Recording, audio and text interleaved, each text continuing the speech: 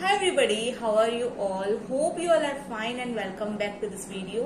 आज का जो वीडियो है उसका आई थिंक बहुत सारे लोगों को जरूरत था, इसीलिए मैं आज का टॉपिक लेके आई हूँ। वो होगा रिलेटेड टू प्लेसमेंट। हम प्लेसमेंट में कैसे बैठ सकते हैं, तैयारी कैसे कर सकते हैं और किस प्रकार हम प्लेसमेंट के लिए अप्लाई कर सकते हैं। ठीक है, बहुत सारे ऐसे इंस्टीट्यूट है जहाँ पे हम पढ़ते हैं और वहाँ पे अच्छा स्कोप नहीं होता है, बट डोंट वरी गाइस, आज जो वीडियो लेके आई हूँ बहुत ही ज्यादा इम्पोर्टेंट है, आप एंड तक देखना। और आप अगर इसको फॉलो करोगे जो मैं बता रही हूँ तो आपको डेफिनेटली 4 से 5 कंपनी का ऑफर तो आना ऐसे ही स्टार्ट हो जाएगा। So don't miss this video guys. So let's start this video, let's begin this video. और इस वीडियो के थ्रू बहुत सारी बातें करूंगी और आप सबको बहुत सारी बातें खुद की भी बताऊंगी। So let's start this video.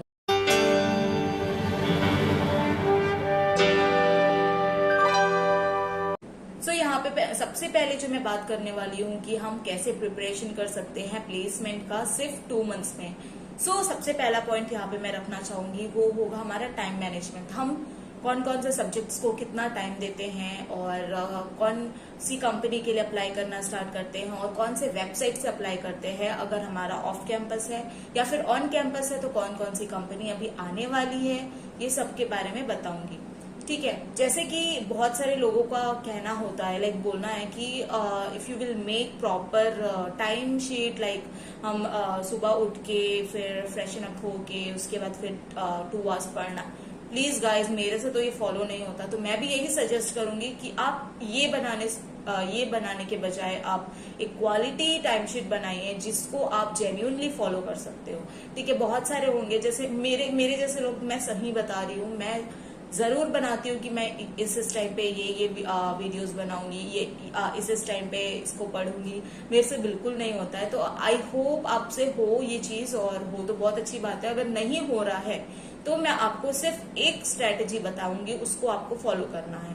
वो होगा 2 आवर्स का कोडिंग। ठीक है, सबसे पहले हम डिवाइड कर लेते हैं हमारे सब्जेक्ट्स को, उसके बाद फिर हम आगे बढ़ते हैं। 2 आवर्स का कोडिंग। अगर आप मैकेनिकल के बच्चे हो तो आप कोई सॉफ्टवेयर के लिए 2 आवर्स का प्रैक्टिस करना स्टार्ट कर दो, लाइक कुछ उसका एडवांस वर्जन स्टार्ट कर दो सीखना। जैसे कि बहुत सारी चीजें होती है हमारे सीखने के लिए, जैसे कि हमारे एरोस्पेस की बात कर लूं, सपोज हमको कुछ एनालिसिस करना है कोई कॉम्प्लिकेटेड पार्ट्स के लिए, ठीक है, एरोप्लेन के पार्ट्स के लिए और रॉकेट के पार्ट्स के लिए, तो हम उसको एनालिसिस करना स्टार्ट करते हैं और साइमल्टेनियसली हम रिसर्च वर्क स्टार्ट करते हैं, क्योंकि हमको इसको अपने रेज्यूमे में एडअप करना होता है। ठीक है, वैसे ही जो एआई के बच्चे हैं, आईटी के बच्चे हैं, they should start preparing for that by doing 2 hours coding. तो आप कोई भी पर्टिकुलर 2 लैंग्वेज आप अगर सीख गए ना, 2 लैंग्वेज अगर आपको आता है तो आप आराम से आपको प्लेसमेंट के लिए रिजल्ट आना स्टार्ट हो जाएगा, ऑफर्स आना स्टार्ट हो जाएगा। तो मैं बस यही बोलूंगी कि उस 2 मंथ्स में आपको 2 आवर्स सिर्फ कोडिंग को देना है। ठीक है, 2 आवर्स कोडिंग को दिए, उसको साइड रख दो। उसके बाद आपको क्या करना है कि आपको ये डिसाइड करना, अपना रेज्यूमे देखना, हर दिन हर टाइम आपको अपना रेज्यूमे देखना है, ये देखना है, मैच करना है, कंपेयर करना है लोगों से कि लोगों का रेज्यूमे कैसा है। ठीक है, और दूसरी बात, जिनका प्लेसमेंट हुआ है उनका आप लिस्ट बनाइए। लिस्ट बना के आप देखो कि कौन कौन सी कंपनी में किसका किसका प्लेसमेंट हुआ है और कौन कौन से रोल में हुआ है, और उनका रेज्यूमे आपके रेज्यूमे में से कितना डिफरेंस है। ठीक है, ये हम देख सकते हैं। ये हमारा सेकंड पॉइंट हो गया।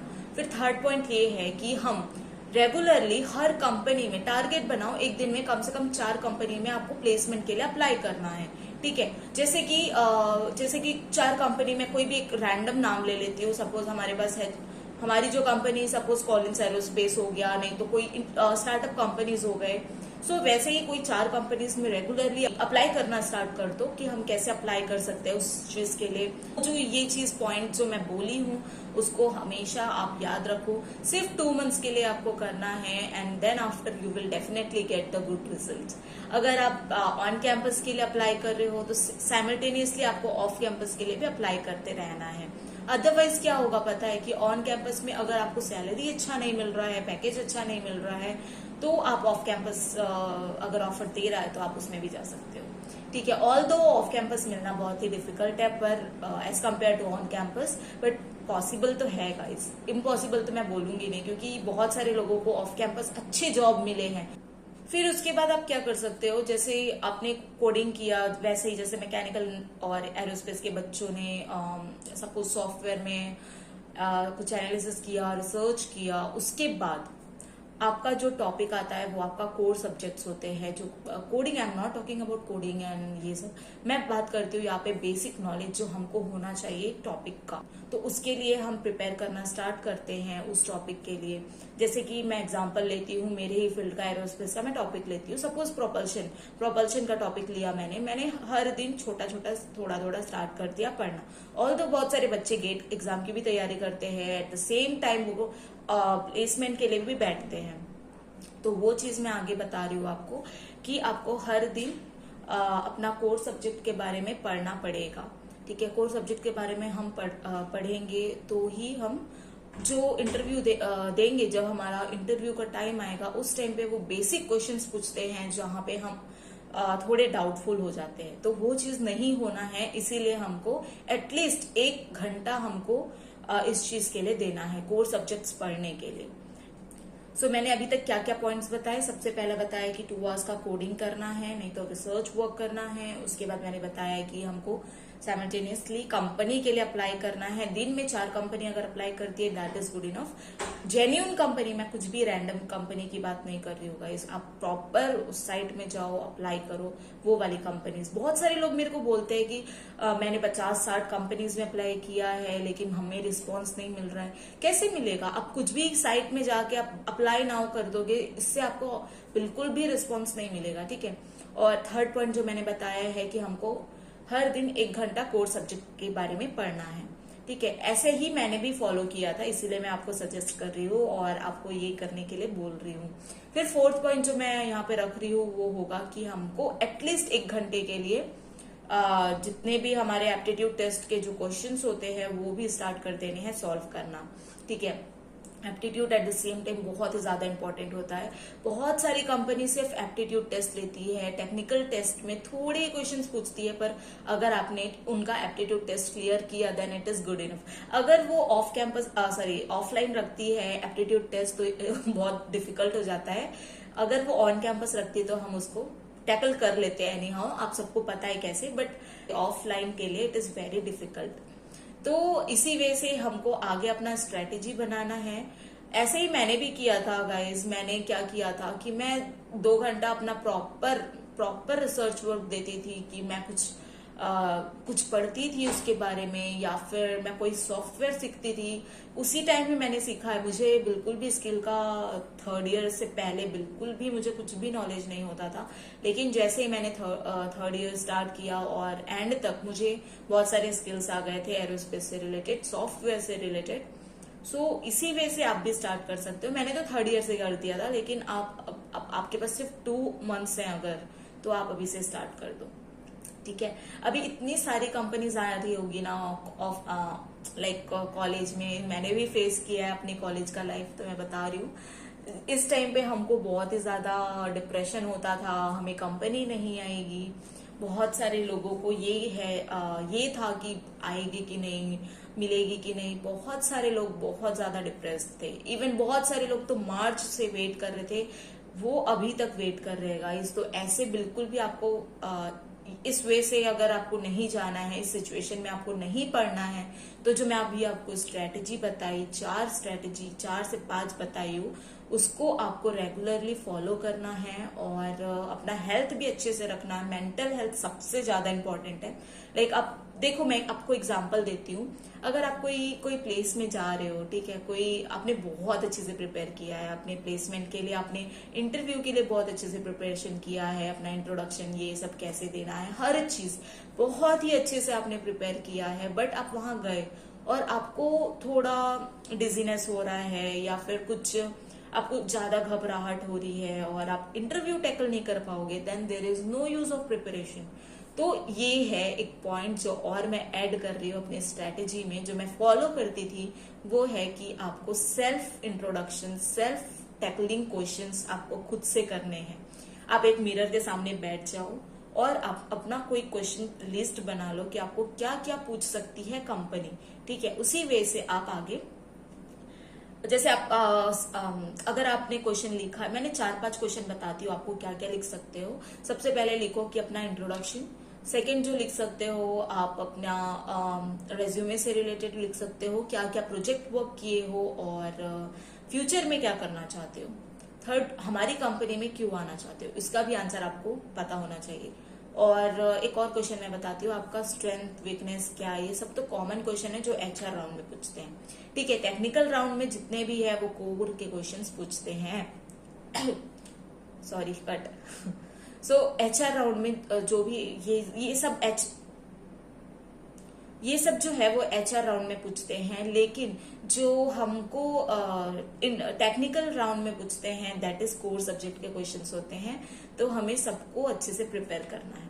सो आप जैसे मैं बताई कि मिरर में देख के आप खुद से क्वेश्चंस करो, खुद से आंसर दो और कॉन्फिडेंट होकर आंसर दो। ये भी एक बहुत बड़ी पॉजिटिविटी है जो आपके अंदर आएगी। आपको उतना कॉन्फिडेंस आएगा खुद से कि यस मैं ये कर सकती हूँ। अगर मैं खुद से कर सकती हूँ तो मैं दूसरों के सामने भी कर सकती हूँ, ठीक है। इस वे से हम प्रिपेयर कर सकते हैं गाइस। और रेज्यूमे की बात कर रही हूँ तो रेज्यूमे जो है, हमारा रेज्यूमे जो होता है वो हमें इतना ज्यादा मतलब फोकस्ड रहना पड़ता है। हर कंपनी के लिए हमको अपडेट करना पड़ता है अपना रेज्यूमे, क्योंकि जैसे ही हम रेज्यूमे अपडेट करते हैं ना गाइस, हमें उसी हिसाब से फिर कंपनी से शॉर्टलिस्ट होने का चांसेस बढ़ जाता है, ठीक है। कैसे, मैं बताती हूँ। फॉर एग्जाम्पल, जैसे कि कोई कंपनी में ये रिक्वायरमेंट है कि हमें चाहिए CFD वाला गाय चाहिए, और पर मैंने वर्क किया है ऑन प्रोपल्शन सपोज, ठीक है। मैंने प्रोपल्शन में वर्क किया है, उसका डिजाइनिंग में मैंने वर्क किया है, but I have not done the CFD work. लेकिन हम ये क्या कर सकते हैं कि हम प्रॉपर रिसर्च वर्क कर सकते हैं उस चीज के लिए। हम देख सकते हैं कि जैसे हमने प्रोपल्शन में कैसे काम किया, डिजाइनिंग में वर्क किया है, तो हम कैसे उसका एनालिसिस कर सकते हैं। CFD मतलब कंप्यूटेशनल फ्लूइड डायनेमिक्स, ये होता है फुल फॉर्म, जिनको नहीं पता मैं बता रही हूँ। सो हम उस पर रिसर्च कर सकते हैं कि हमें इससे रिलेटेड कुछ क्लू दो, लाइक इसको हम कैसे CFD से रिलेट कर सकते हैं। तो बहुत सारे ऑप्शन आते हैं, बहुत सारे हमको ये पता चलता है कि कैसे नोजल से जो एयर होता है वो कैसे पास होता है, कैसे हमें थ्रस्ट मिलता है। तो ये सब जो है उसको आप ट्राई करो CFD से रिलेट करना, और अपने रेज्यूमे में थोड़ा बहुत अपडेट डाल दो उस चीज के लिए। तो ऐसे ही हमको बहुत सारे अलग अलग चीजों के लिए रिलेट करना पड़ता है कई चीजें, ठीक है। हम क्या कर, बहुत सारी कंपनीज ऐसी होती है जो रोल उस चीज के लिए देती है, बट आपको लेने के बाद आपके पास ये अपॉर्चुनिटी होती है कि आप चेंज कर सकते हो रोल। तो इसी वजह से हमको अपना रेज्यूमे भी हर टाइम अपडेट करना पड़ेगा और करते रहना है, तभी हमें अपना जो रिस्पॉन्स है कंपनी के साइड से वो ज्यादा आना स्टार्ट हो जाएगा। आपको कंपनी शॉर्ट लिस्ट करना स्टार्ट कर देगी। तो मेरे साथ भी ऐसा ही हुआ था, बहुत सारी कंपनीज में मैंने अप्लाई किया था। स्टार्टिंग में मुझे समझ नहीं आता था कि कैसे शॉर्ट लिस्ट नहीं हो रहा है, कोई भी मतलब जो भी कंपनी में अप्लाई कर रही हूँ शॉर्ट लिस्ट नहीं होता था।